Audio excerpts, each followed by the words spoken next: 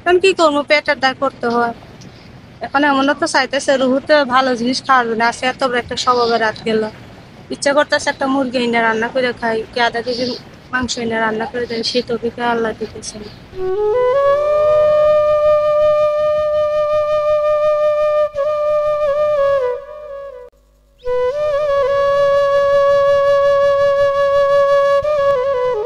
আসসালামু আলাইকুম। ওয়ালাইকুম আসসালাম। ভালো আছেন? জি ভালো আছি। কি নাম আপনার? আমার নাম তাসলিম। আমগো তো আগে আসছিল নৌকার মধ্যে থাকতাম, বাড়ি ঘর ছিল না নৌকার মধ্যে। এখন নৌকা নাই, এখন তাম্বু দিয়া থাকি। এখন বর্তমানে বাড়ি হয়েছে কুমির। আমরা এই যে শিঙা টিঙা দেই, টুকা টুকা খুলি। স্বামীরা আবার সাপ টাপ ধরে, সাপের খেলা দেখায়, স্বর্ণ রূপা জিনিস পানিতে ফেলে তুলে, আবার ওই গলার মালা চড়া দিয়েছে বাচ্চা কাচ্চা। আপনার পরিবারে কে কি আছে?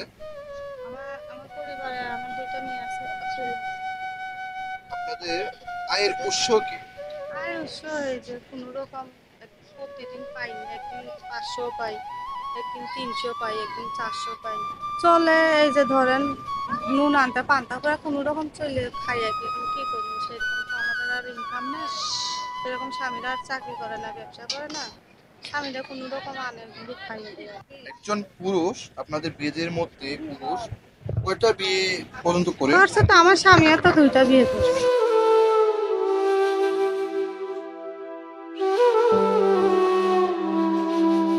আমি আমার বাচ্চা মেয়ে।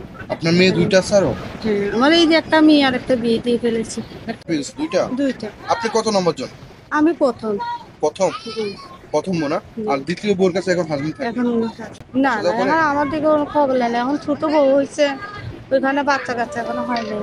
আপনাদের এই বহর থেকে জি আপনার গ্রামের উদ্দেশ্যে যে রওনা দেন, জি এই মানে কাজের উদ্দেশ্যে, জি। কয়টা বের হন এবং কয়টা থেকে আপনার বাসা ফিরে? আমরা চাই যে ধরেন সকালে উঠি, ভোর সকালে উঠে রান্না বান্না করি, ছেলেপিলে খাওয়া দিয়ে দেয়। পরে ধরেন এই যে চলে যাই, 6টা বাজে যাই, 7টা বাজে যাই। পরে এই আজানের সময় হবে, 5টার আজান, এই 5টা আজানের সময় আসি। তখন আসে আবার রান্না বান্না করার লাগে, বাজার হাট করার লাগে, ছেলেপেলে কিছু কিছু করার লাগে। কত টাকা ইনকাম করতে পারেন আপনারা? দৈনিক করি, বললাম না যে কখনো 500 টাকা হয়, কেননা এখন তো ডাক্তার অনেক কিছু বাড়িয়েছে, এখন ওই রকম ইনকাম হয় না, এখন একটু কম হয়। এই কারণে বাচ্চা কাচ্চাদের পড়াইতেও পারতেছি না, ঠিক মতো লেখাপড়াও করাইতে পারতেছি না। যেই টাকা ইনকাম হয় আপনার, জি, এই টাকা দিয়ে কি আপনার সংসারটা ভালো চলে? এই যে ধরেন না, 300 টাকা পাইলে 100 টাকা আনামত করি, 200 টাকা সংসারে রাখি, এরকম ভাবে আনামত করে পোলাপানদের পড়ালেখা করাইতেছি, ঘর ভাড়া এই তাম্বু ভাড়া দিতেছি। এখন কি করবো, পেটের দায় করতে হয়। এখন এমন তো চাইতেছে রুহুতে ভালো জিনিস খাওয়াবে না, সে এত বড় একটা স্বভাবে রাত গেল। ইচ্ছা করতেছে একটা মুরগি এনে রান্না করে খাই, কি আধা কেজি মাংস এনে রান্না করে দেয়, সেই তৌফিক আল্লাহ দিতেছে না।